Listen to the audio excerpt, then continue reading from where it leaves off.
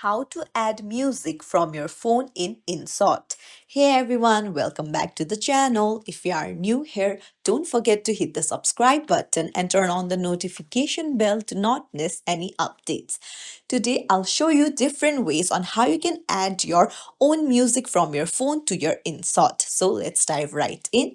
Open up your Inshot app, then head over to video. So choose the video that you want to upload.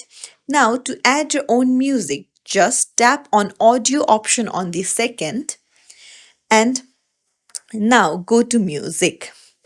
Now, at first you can see various music provided by Inshot itself. Now, if you want to add your own, then you can go to extract audio and then your gallery will open up. Now you can upload a video that has music in it, but it will only extract the audio from it.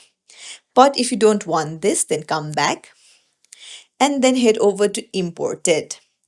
Now go to the downward arrow option on the right hand side and you can import music from your files, or you can even airdrop the music, and you can even choose other apps to get the music from.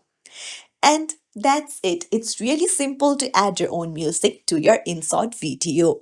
If you found this tutorial helpful, don't forget to like and subscribe to our channel for more tips and tricks. Thank you for watching.